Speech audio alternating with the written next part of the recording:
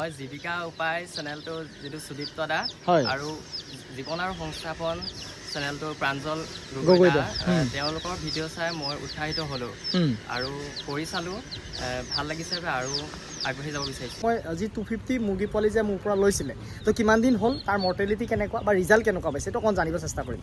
নমস্কাৰ, মোৰ নাম দেৱীশ লাহন। হয়, নমস্কাৰ বন্ধুসকল, মই সুদীপ্তৰ পৰা আশা কৰিছোঁ আপোনালোক সকলো ভালে আছে। আৰু এজন ভাইটিক আচলতে মই লোকেল মুৰ্গী পোৱালি দিবৰ কাৰণে আহিছোঁ।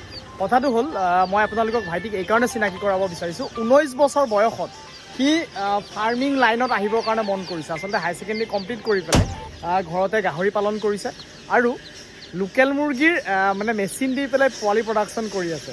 কৈছে যে আপোনাৰ পৰা ভিডিঅ' চাইছিলোঁ, গতিকে মেচিনটো তেনেকুৱা ধৰণৰ আৰ্হিতে বনাই সেইটো কামো কৰি আছে। আৰু এটা ভাল খবৰ, মানে গাহৰিৰ এটা প্ৰশিক্ষণো ল'বলৈ যাব বোলে আমাৰ দেৱৰাজ চৰকাৰী তাত চাচনি ডিব্ৰুগড়ত, সেইটো বুকিং কৰি ৰাখিছে। গতিকে মই তাক চিনাকি কৰাই দিব বিচাৰিছোঁ। আচলতে তাৰ পৰা অকণমান উৎসাহ পাব আমাৰ ল'ৰাসকলে, আচলতে নতুন প্ৰজন্মই।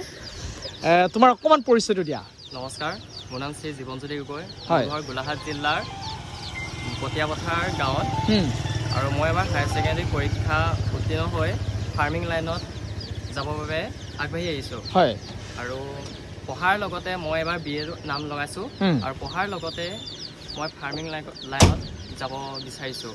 আচ্ছা, আৰু মই কেনেকৈ মন গৈছে, কেনেকৈ ফাৰ্মিং লাইনত আহিবৰ কাৰণে, মানে কাৰ তোমাৰ উৎসাহ পাই পেলাই বা কেনেধৰণে মন গৈছে? আচলতে মই জীৱিকা উপায় চেনেলটো যিটো সুদীপ্ত দা আৰু জীৱন আৰু সংস্থাপন চেনেলটোৰ প্ৰাঞ্জল গগৈ দা তেওঁলোকৰ ভিডিঅ' চাই মই উৎসাহিত হ'লোঁ আৰু কৰি চালোঁ ভাল লাগিছে আৰু আগবাঢ়ি যাব বিচাৰিছোঁ। এতিয়া কি আছে তোমাৰ ফাৰ্মত, মানে কি কৰি আছা? মই সৰু এটা মিনি ইনকিউবেটৰত মই পোৱালি প্ৰডাকশ্যন কৰি আছোঁ আৰু নিজেও মই ৰাখিছোঁ পোৱালি, আৰু মই গাহৰি পালন কৰি আছোঁ। আচ্ছা, কিমান আছে গাহৰি কিমান আছে? গাহৰি এতিয়া বৰ্তমান 6টা আছে।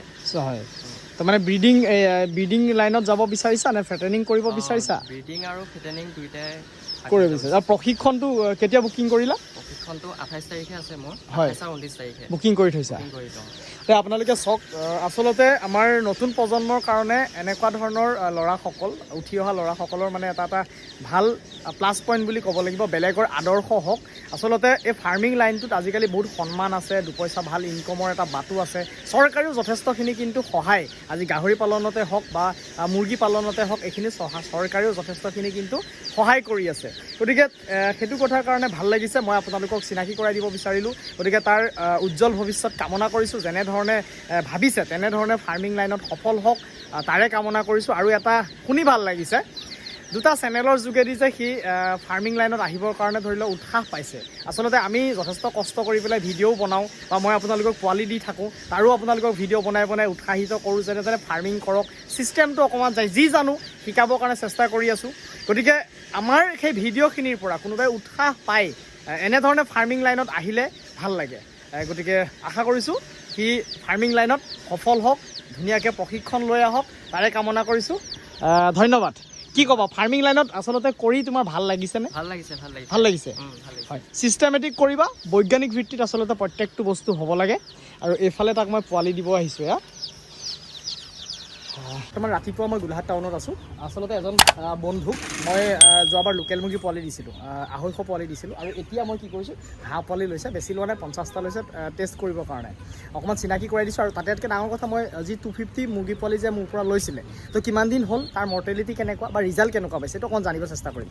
নমস্কাৰ, মোৰ নাম দেৱীশ লাহন। হয়, মুৰ্গী মই 250 লৈছিলোঁ। হয়, এতিয়া ৰিজাল্ট ভাল পাইছোঁ। মই এতিয়া 38 দিনত আপোনাৰ আধা কেজিও হৈ গৈছে ডাঙৰ হৈ। আচ্ছা, মানে তেনেকুৱা হৈছে। এই 38 দিনত মৰ্টেলিটি কেইটা পাইছা? মৰ্টেলিটি অকল 2টা হৈছে। অকল 2টা পাইছা? আচ্ছা, তো বেলেগতো একো অসুবিধা পোৱা নাই? নাই, একো অসুবিধা হোৱা নাই। হয়, তো এতিয়া আকৌ মানে হাঁহ পোৱালি লৈছে? হাঁহ পোৱালি 50। এই হাঁহ পোৱালি 50টা লৈছে। গতিকে হাঁহ পোৱালি 50টা টেষ্ট কৰিবা নে আগতে হাঁহ কৰিছা নেকি? আগতে নাই কৰা, এতিয়া প্ৰথম ফাৰ্ষ্ট কৰিম মানে এবাৰ। হয়, আচলতে হয়তো মৰ্টেলিটি যিখিনি হয়, এইখিনি লোকেল মুৰ্গীৰ পোৱালিটো বা যিকোনো পোৱালিয়ে নহওক, আপুনি বৰ্ডিঙৰ যিটো ব্যৱস্থা, এই ব্যৱস্থাটো যদি ভাল হয় তেতিয়াহ'লে পোৱালি মৰ্টেলিটি নহয়। আপোনাৰ পোৱালি মৰ্টেলিটি হয় বৰ্ডিঙৰ ব্যৱস্থাটো যদি আপুনি নাজানে বা ছিষ্টেমটো যদি ভাল নহয়, তেতিয়াইতো আপোনাৰ বৰ্ডিঙৰ পোৱালিটো মৰ্টেলিটি হয়। আচলতে আগতে কৰি আছিলা ন? আগতে কৰিছোঁ। আগতে কৰি আছিলে, গতিকে একো অসুবিধা হোৱা নাই। 38 দিনত 2টা মৰ্টেলিটি মানে খুব ধুনীয়া এখন ৰিজাল্ট। আগতে লোকেল মুৰ্গী তুমি কেইটকাকৈ মানে বিক্ৰী কৰিছিলা আগত যে পুহিছিলা? আগতে আপোনাৰ 330 তেনেকৈ বিকিছিলোঁ। কিবা মাৰ্কেটখনৰ কিবা ল'বৰ কাৰণে অসুবিধা হয় নেকি? ল'বৰ কাৰণে লোকেল মুৰ্গীটো ইমান অসুবিধা নহয় ন, বিক্ৰী হৈ যায়। বিক্ৰী হৈ যায়। গতিকে এইখিনিয়ে মই ষ্টেপ বাই ষ্টেপ আপোনালোকক ধৰি লওক ৰিজাল্টটো মেইন। আজি যে পোৱালিখিনি আমি ছাপ্লাই কৰি আছোঁ তাৰ ৰিজাল্ট কেনেকুৱা পাই আছে, সেইখিনি এটা মেইন।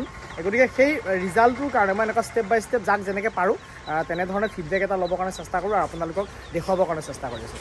ধন্যবাদ।